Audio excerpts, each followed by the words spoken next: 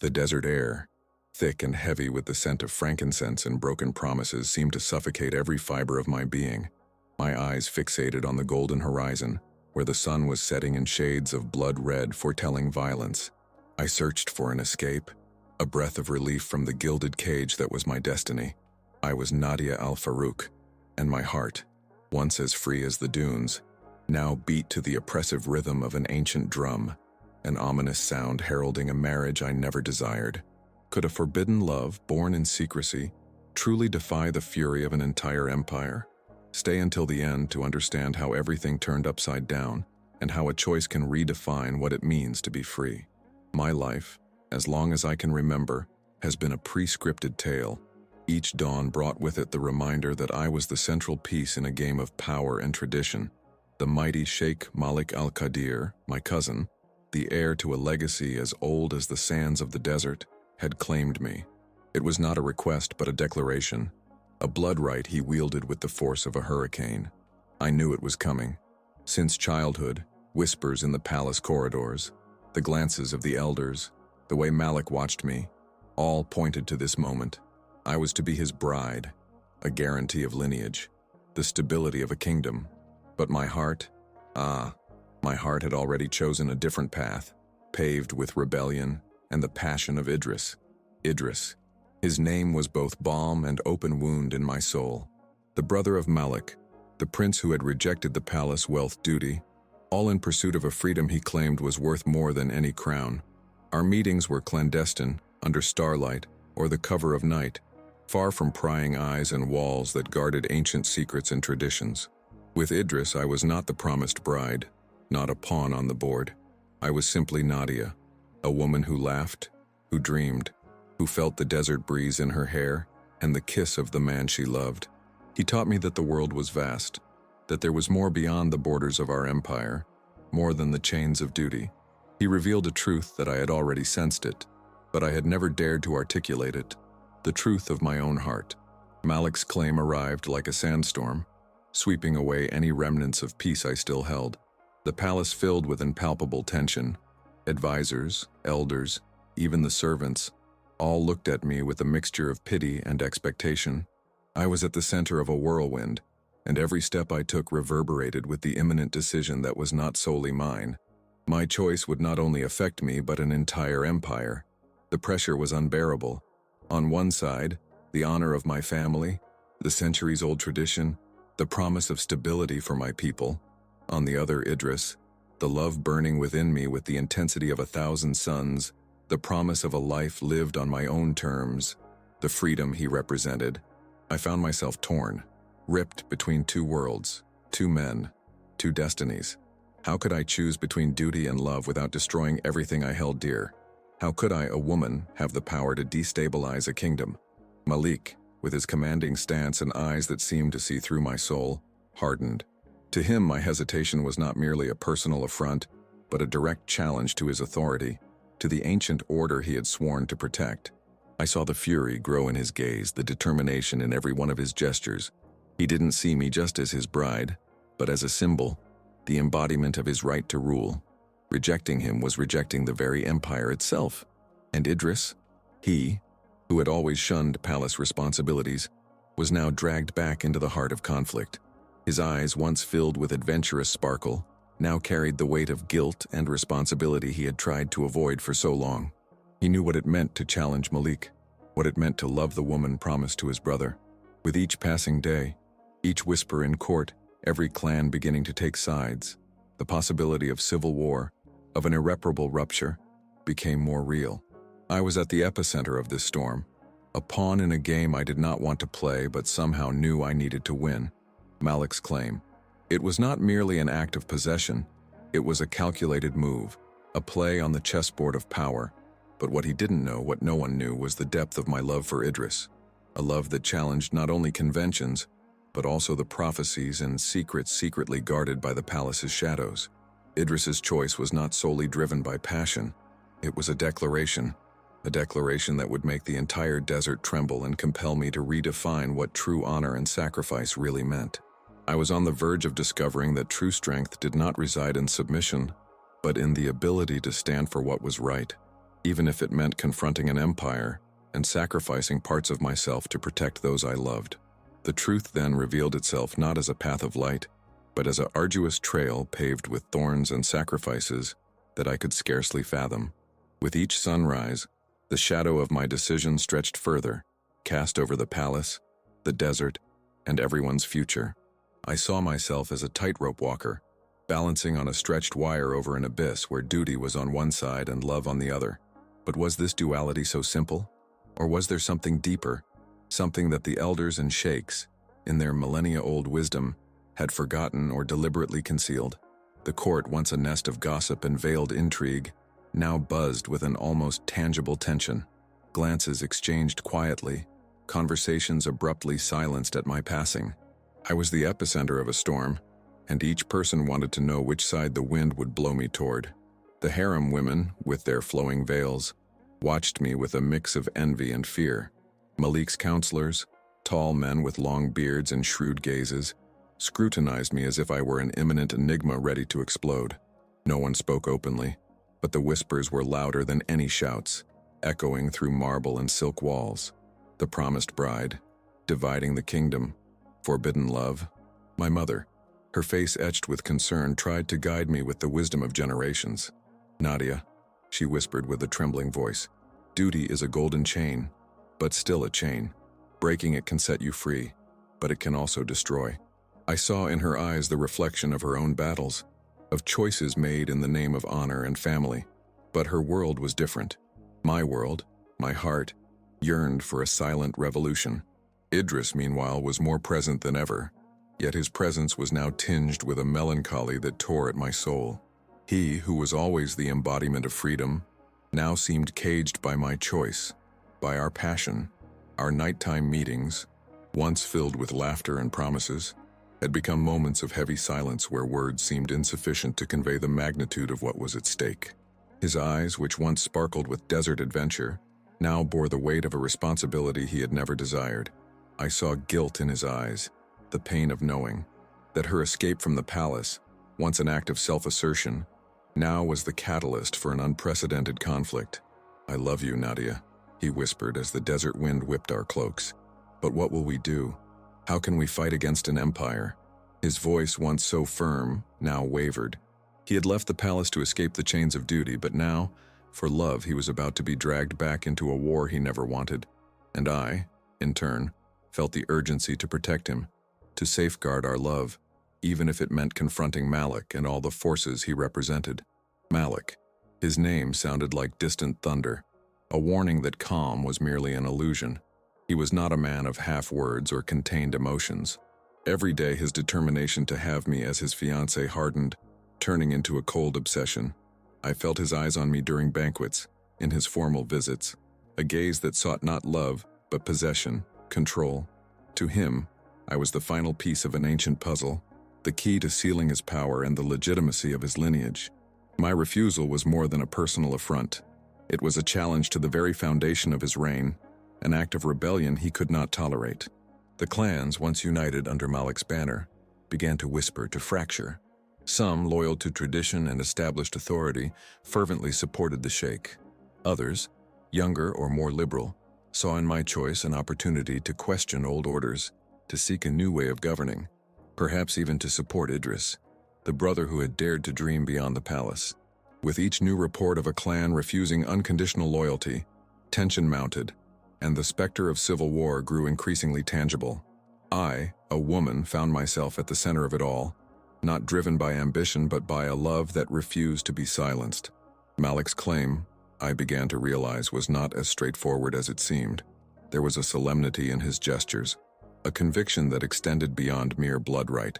I started to recall the stories told by the elders, whispers of an ancient prophecy, forgotten by most, that spoke of a union destined to seal the fate of empire, tasked with safeguarding the desert from an imminent threat.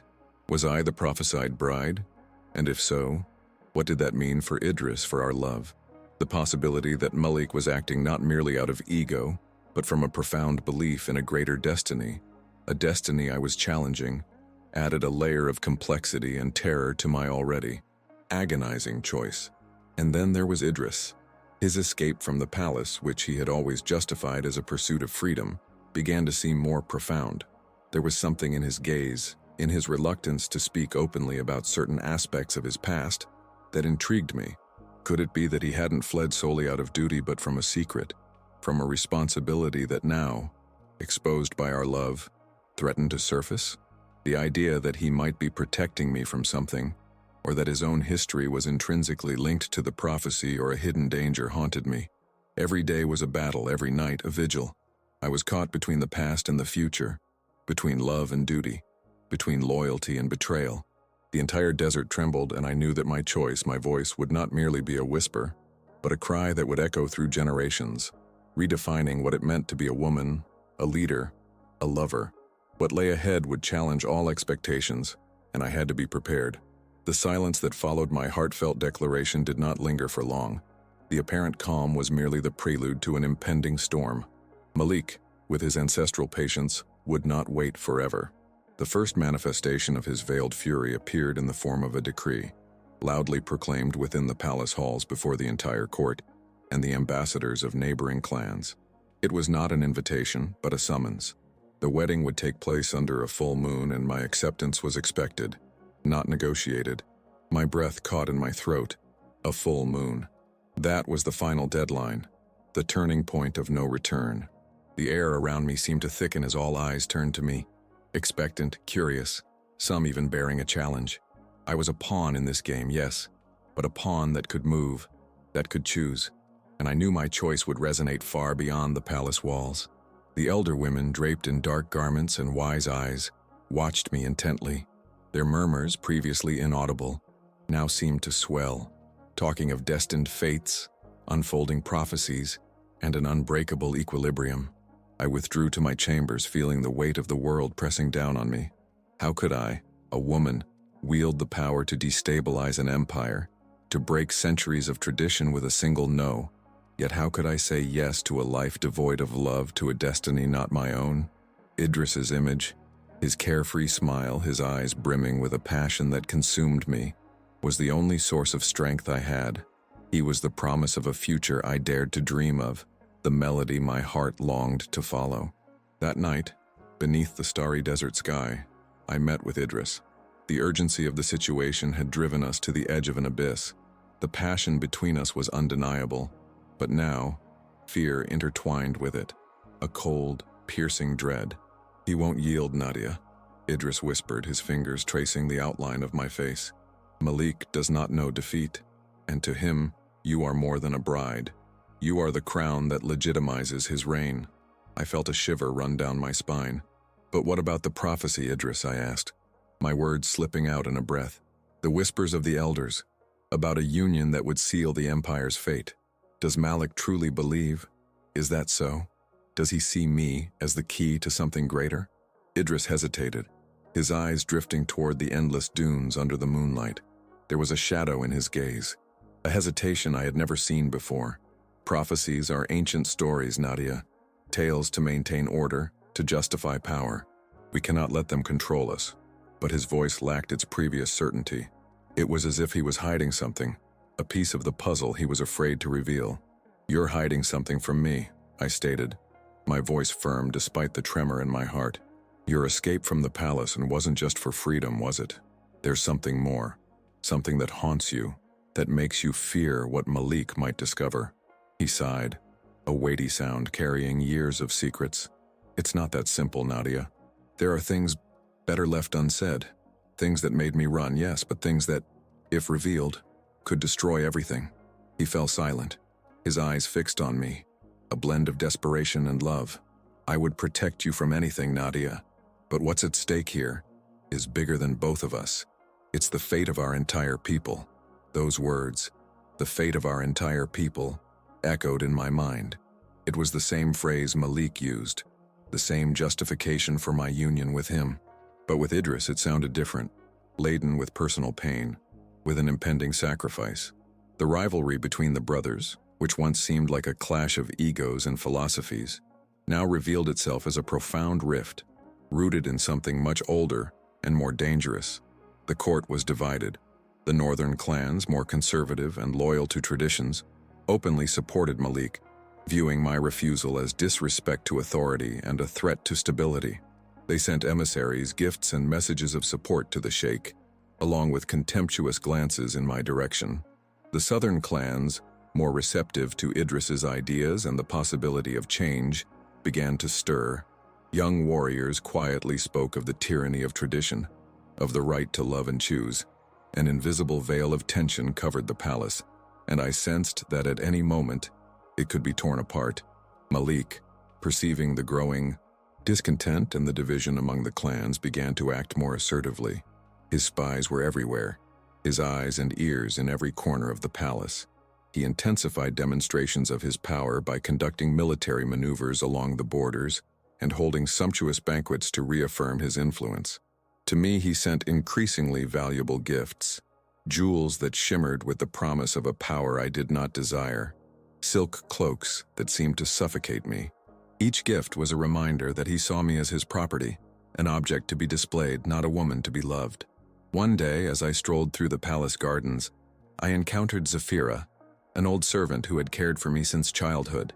Her eyes, once full of kindness, now carried a sense of urgency.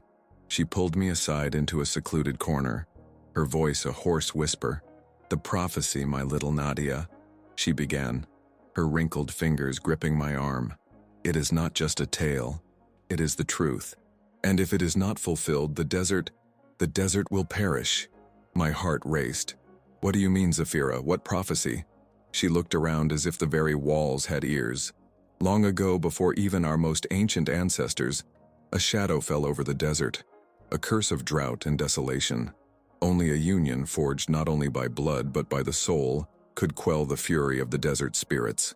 The bride, the Al-Farouk, must unite with the Al-Qadir, the guardian. But not just any Al-Qadir.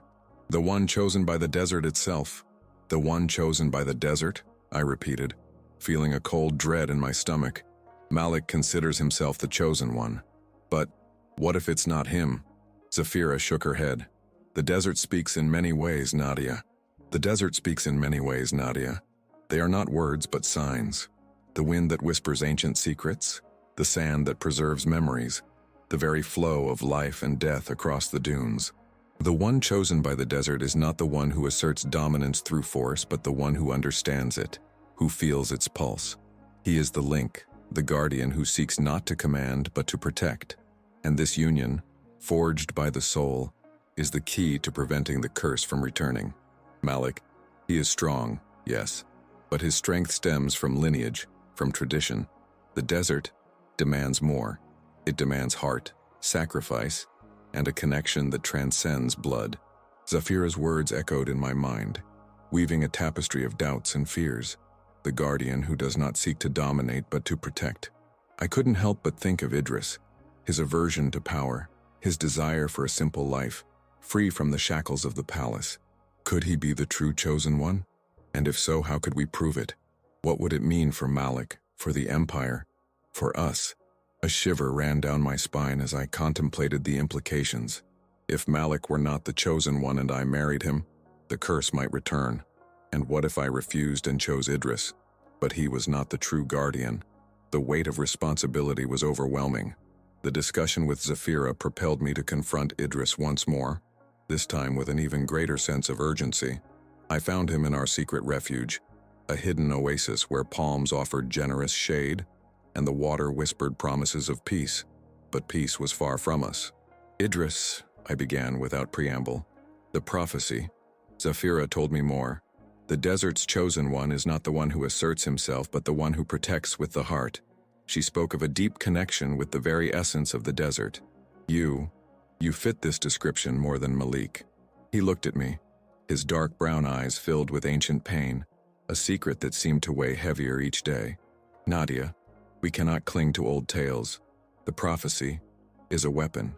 Malik will use it to justify anything." His voice was a husky whisper, but I sensed the truth behind his denial. "You know more than you admit. Your escape was not just to avoid duty. It was to escape from something specific, wasn't it? Something related to this prophecy, to this choice." Idris closed his eyes, taking a deep breath as if gathering strength to unearth a painful memory. When I was young, Nadia, I was different from Malik. He was always the predestined one, the heir. I sensed the desert in a way he never understood. I could feel the changes in the wind, the thirst of the land, the arrival of storms before anyone else. The elders watched me with a curiosity that frightened me. They spoke of omens, of a gift, of a burden. They said I was the heart of the desert, able to feel its pain and joy. Malik heard this. He saw it as a threat to his right of primogeniture, to his destiny. He feared I could be the true chosen one of the prophecy, not because of power, but because of an innate connection. My breathing hitched. So you fled not only from the palace duty, but from the prophecy, from the possibility of being the chosen one, to protect yourself, or to protect me from a fate he would control? He nodded slowly, the expression on his face a mixture of relief and terror. Both. I knew that if the prophecy turned against me, Malik wouldn't hesitate to eliminate me, or worse, to use you as a pawn, the bride of the prophecy that he would control through me. I didn't want that power, Nadia. I didn't want that responsibility, and I didn't want you dragged into this storm. I wanted you to be free, that we could be free together, away from all of this. Idris's revelation opened a new dimension to our dilemma. It wasn't just a love triangle or a power struggle. It was a contest for the fate of an empire, and I was at the center, the piece that could seal either glory or ruin. Malik was not just a possessive man. He was a man who feared the prophecy, feared being overthrown by a brother he considered weak and irresponsible. And Idris was not just the rebel. He was a man carrying a secret, a gift that made him a silent threat to the established power. As the truth unfolded between us, external pressure intensified exponentially.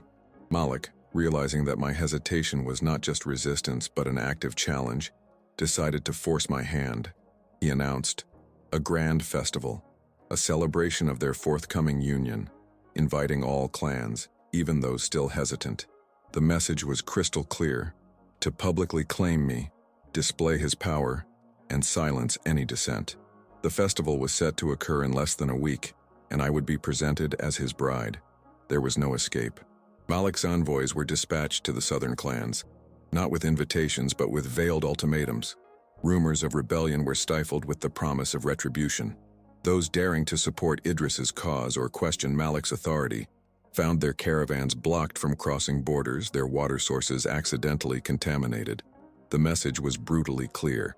Loyalty to Malik would be rewarded. Dissent would be crushed. One day, a messenger arrived at the palace with alarming news. A small clan, known for its sympathies toward Idris and its refusal to accept the forced union, had been attacked. No lives were lost, but their tents were set aflame, their herds scattered.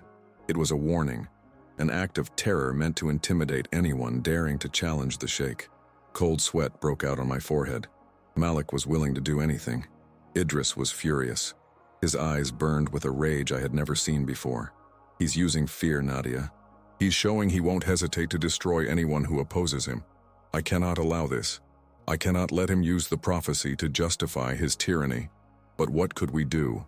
We were two against an empire, against centuries of tradition, and a man determined to cling to his power. That night, beneath a starless sky, despair threatened to consume me. The prophecy, Idris's secret, Malik's cruelty, the imminent war, all swirling in a tempest of anguish. I was the bride, the central piece. I was the bride, the centerpiece. Not as a jewel to be admired, but as the keystone of a crumbling edifice. That night, despair was not a visitor, but a permanent resident within my soul, weaving its web into every thought, every beat of my heart.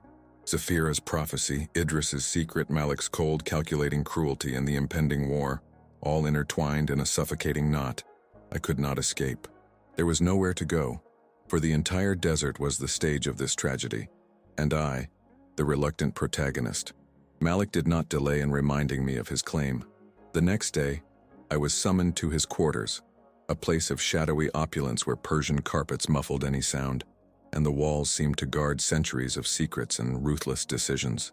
He stood there, imposing, with his dark eyes fixed on me like a hawk on its prey. No warmth in his gaze, only the cold certainty of his authority. "Nadia," he began, his voice a low, controlled tone that paradoxically, carried more threat than any scream. The festival approaches.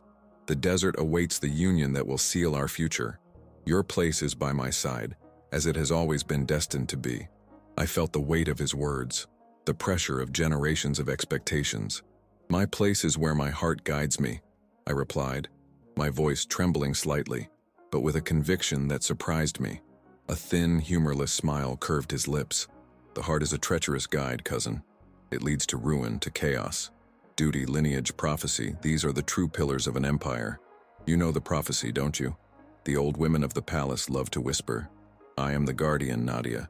I am the Al-Qadir chosen to protect them from the curse. And you are the Al-Farouk who will complete this destiny. His tone was unwavering, his words, a sweet poison. He was indeed appealing to the prophecy, but with a conviction that almost made me doubt everything. Almost. The image of Idris, the truth in his eyes, the pain of his sacrifice, gave me the strength to resist. And what if you're wrong, Malik? I dared to ask, my heart pounding against my ribs. What if the true chosen one is not the one seeking to dominate, but the one who are you protecting with your heart? Malik's smile vanished, replaced by a restrained expression of fury. His eyes narrowed. Be careful with your words, Nadia. Doubt is a poison. You are flirting with treachery, not only against me but against our entire people. There is no room for what if. There is only the truth as it is, and that truth is that I am the destiny of the empire, and you, my bride, will be part of it, whether you like it or not. He stepped closer, his overwhelming presence suffocating. Think about your people. Consider what will happen if you dare challenge the order. The clan that was attacked was merely a warning. Minor disturbances can be crushed, but if the empire divides, blood will flow like dry rivers in the desert, and the blame will lie with you. I left his chambers with a shattered soul, yet with a flicker of rebellious fire ignited within my chest. Malik's threat did not break me. It strengthened me. He didn't want me out of love, but for power and legitimacy, and I would not be a pawn in his game. That very night I found Idris, the urgency in my steps echoing the storm within my soul. I recounted Malik's words to him, how he manipulated the prophecy, the veiled threat against the clans and against me. Idris's face hardened with each word, his dark eyes burning with righteous indignation. He has no limits, Idris said, his voice low and vibrating with anger. He will use fear, superstition, violence. He will do whatever it takes to seize what he believes is rightfully his. But he is not the heart of the desert, Nadia. I am, and I will not permit him to manipulate the prophecy to destroy our people or to entrap you in a destiny that isn't yours. His gaze met mine, and I saw within it a new determination, an acceptance of the burden he had long tried to avoid.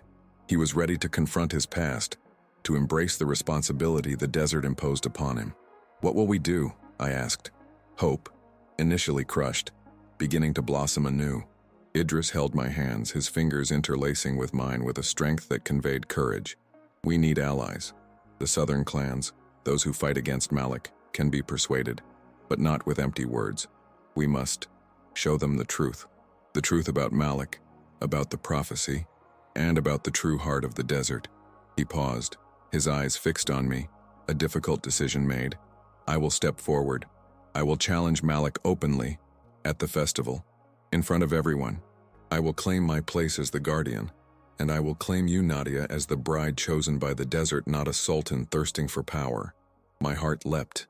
It was madness. A drastic move, yes, but one that bordered on suicidal audacity. Malik would never allow it. The festival would be the stage for a battle, not a wedding. Idris, this is dangerous, I said, my voice trembling. Malik won't hesitate to use force. He might kill you. He could kill us all. And what is life without freedom, Nadia? He replied, with a firmness that both reassured and frightened me. What is an empire built on lies and fear? If I am the heart of the desert, then it is my duty to protect it, and to protect you. I can no longer escape, I can no longer hide. That night, under the vast silent sky, Idris devised a plan. He would secretly send messengers to the chieftains of the southern clans, summoning them to be present at the festival, not as Malik's guests, but as witnesses to a truth that would change everything. He would speak of the true interpretation of the prophecy, of the connection he had always felt with the desert, and of the tyranny Malik was imposing in the name of tradition. As he spoke, a new light began to ignite within me. It wasn't just Idris fighting for us, for our freedom. It was also me. I was no longer the conflicted bride, the passive piece in the game. I was the force that rose up, the voice that refused to be silenced. It was my turn to fight, not just for love, but for a truth Malik tried to distort. That festival, which he planned as his coronation, would be the stage for my own revolution. As each day drew closer to the fateful night, the tension in the palace became almost unbearable. The preparations were lavish, an elegant veil of luxury and pomp barely concealing the underlying nervousness. Fine silks were hung, polished jewelry glistened, and the scent of exotic spices and rare flowers filled the air. But behind every forced smile, every ceremonious bow, I sensed the anticipation, the fear. Clans began to arrive, their caravans stretching like serpents across the desert bringing warriors, elders, and the curiosity of a people who knew something monumental was about to happen. Malik's eyes shone with a cold satisfaction, convinced that his display of power had worked, that his authority would be unquestioned. He watched me with possessive intensity, as if I already belonged to him, a final piece in his collection of conquests. But I was not a piece. I was the hurricane, and Idris, my heart of the desert, was the wind that fed it. Our secret messengers had done their work. The whispers in the camps of the southern clans, once muffled by fear, now gained strength, transforming into an underground current of hope and defiance. They would come, not to applaud Malik, but to witness the truth, to decide their own future. The night of the festival arrived, vast and dark, dotted with millions of stars that seemed to silently watch the human drama unfolding below. The palace's main courtyard was transformed into an arena of power. Flaming torches illuminated the tense faces of the crowd. The beat of drums and flutes played with hypnotic rhythm, and the aroma of roasted lamb and date wine filled the air. I was there, dressed in the most exquisite gown Malik had sent me, a midnight blue silk embroidered with gold threads, a gift he hoped would win my love. But to me, it was a cloak of sacrifice, armor for the battle to come. Malik ascended the platform, his imposing figure bathed in torchlight. A respectful silence laden with anticipation settled over us. About the crowd, he began to speak, his voice resonating with the authority of his title, proclaiming unity, stability, the prophecy he claimed to fulfill. He called me to his side, and I walked, each step a silent act of defiance, my heart pounding like a war drum. When he extended his hand to me, his eyes fixed on mine, I felt the strength of generations of Al-Qadirs pulling me toward him, toward duty. But then, a voice, clear and strong, sliced through the air, shattering the spell of his eloquence. The fate of the desert is not sealed by force, but by truth. All eyes turned toward the courtyard entrance. Idris. He was there, not dressed as a prince, but with the simplicity of a desert warrior, his face marked by dust and determination, his eyes burning with a passion that defied any fear. Beside him, the clan leaders of the South, men with serious expressions and swords drawn, marched with him, not in submission but in support. It was rebellion, the fury of love, the truth refusing to be buried. Malik froze, his face contorted with cold anger. "Idris, how dare you desecrate this sacred festival with your insolence?" he roared, his voice laden with ancestral hatred. Idris did not retreat. His eyes met mine, and at that moment, all doubts dissipated. I saw in him not only the man I loved, but the true guardian, the heart of the desert. "I dare, brother, because the truth cannot be silenced. You speak of prophecy, but you use it to justify your tyranny. The desert does not choose the strongest but the purest of heart, the one who feels its pulse, who seeks to protect, not dominate." A murmur spread among the multitude. The northern clans, loyal to Malik, tensed, their hands on the hilts of their swords. Those of the south, with Idris, remained steadfast. The air was electrified. At any moment, a spark could ignite the fire. Malik stepped down from the podium, walking toward Idris, his hand on the hilt of his scimitar. "You dare to question my authority, my right of primogeniture? You, the fugitive, the weak who abandoned his people and his duty?" "I abandoned and imposed duty, not my people," Idris retorted, his voice firm. I fled from his insatiable thirst for power, which would turn this prophecy into a weapon of oppression. I am the heart of the desert, Malik. The desert speaks through me, and it tells me that this forced union devoid of love will bring a curse, not salvation. Those words, "I am the heart of the desert," echoed like thunder.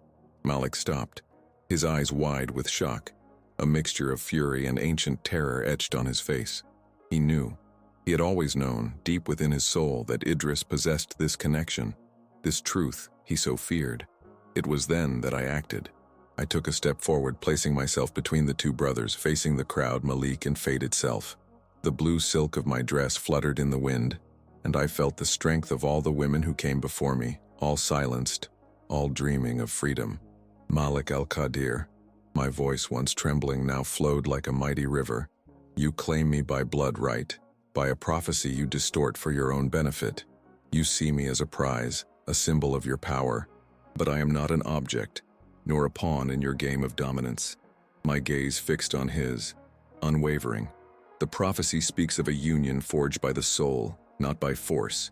It speaks of a guardian who protects with the heart, who understands the desert in its essence, not one who subjugates it. Malik tried to speak, but I would not allow him. I, Nadia al-Farouk, choose my destiny. I choose the truth. I choose the freedom that Idris embodies, not only for myself but for all of us. My voice, once a fragile thread of hope, now resonated with the undeniable force of truth, reverberating through the palace walls and the hearts of the crowd. Malik let out a primal growl, his hand pulling the scimitar from its sheath, the blade shimmering threateningly in the flickering torchlight. "Betrayal!" he shouted, his voice tinged with icy fury. "You choose dishonor, ruin. You challenge me, challenge the legacy." But before he could take a step, Idris and the clan leaders of the south moved in unison. Unsheathed swords formed a human shield between Malik and me, a wall of newfound courage and loyalty. The air filled with the metallic clang of blades and the nervous murmurs of the crowd. The war I had feared so much seemed imminent, ready to erupt right there amidst that festival of lies and ambitions. Then a voice from the center of the crowd cut through the tension like a sharp blade. It was Zafira, the old servant, but her voice carried an authority I had never heard, an ancient wisdom that seemed to emanate from the desert itself. "The desert does not yield to the sword, Sheikh Malik. It yields to the heart that listens. The prophecy is fulfilled, but not as you distort it." Zafira advanced, a small and bent figure, but with the strength of 1,000 years of wisdom in her eyes.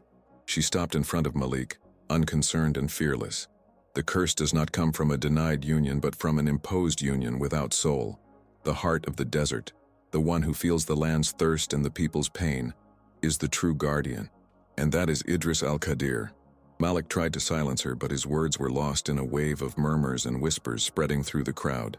The eyes of the clans, once divided, now turned toward Idris with a new light, astonishment mixed with recognition. They saw not just the rebel, but the true link to the land, to the prophecy that protected everyone. The truth, once whispered in shadows, now screamed in everyone's ears. Malik's sword shook in his hand. He looked at Idris, at me, at the southern clans now rising in support, their faces illuminated with conviction.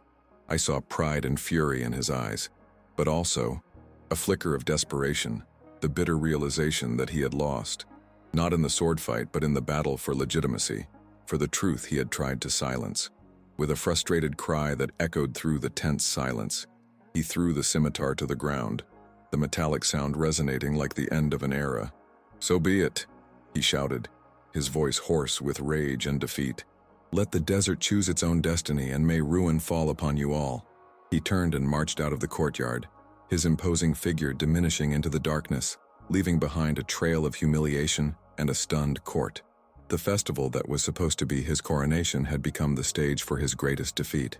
The days that followed were marked by slow, painful reconstruction.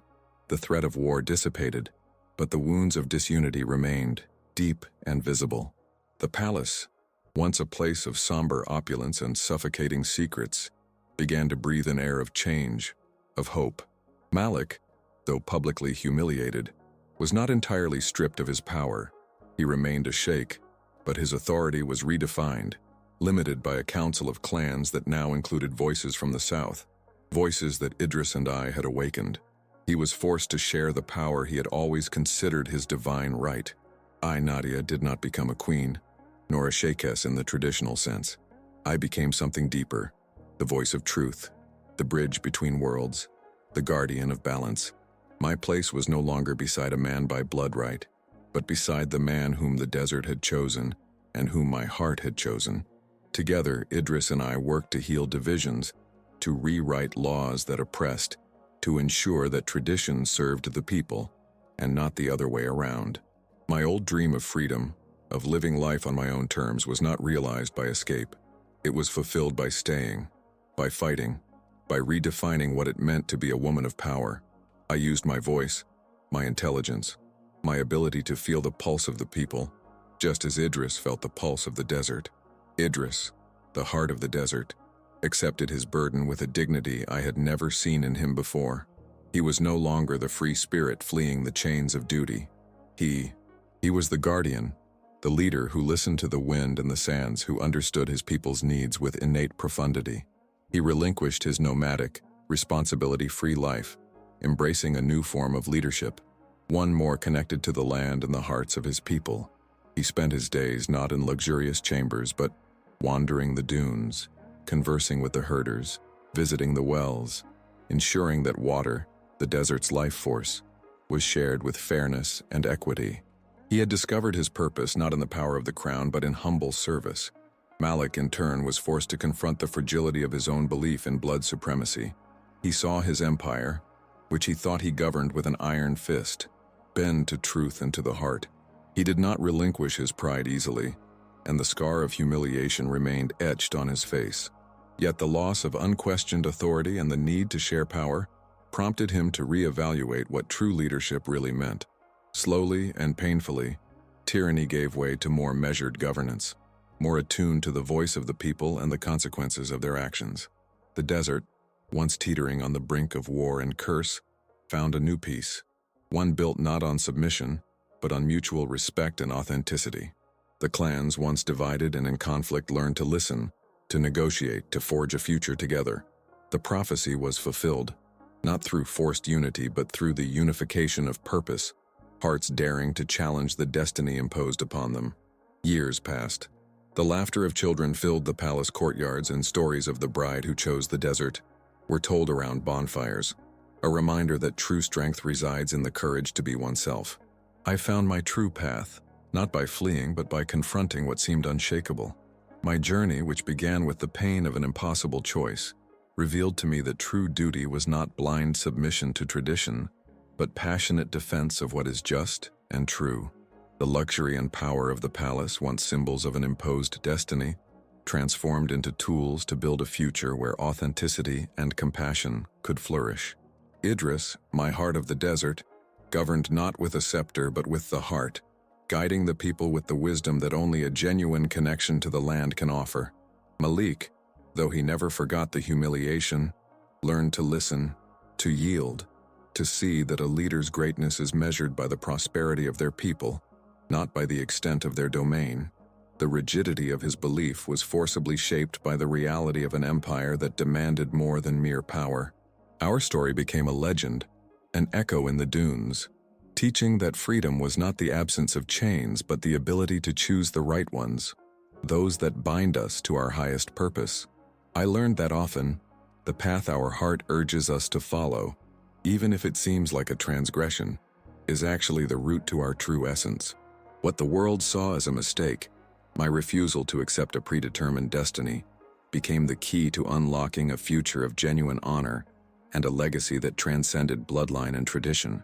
And so, the desert, with its vastness and ancient secrets, continued to whisper its lessons. With each sunrise, a new story began, a new challenge arose, but now with the wisdom that the resilience of the human spirit is the most powerful force of all. Sometimes what appears to be a detour, a daring choice that defies all expectations, is actually destiny itself opening a door to a far more meaningful journey. Life shows us that the courage to follow our heart, even in the face of the unknown, is the path to true freedom and a purpose worth living for. And you, have you ever experienced a moment where a seemingly mistake led you to an incredible breakthrough? Share your story in the comments. If this journey of love and courage inspired you, leave a like, subscribe to the channel for more epic tales, and activate the notification bell so you don't miss any of our upcoming videos.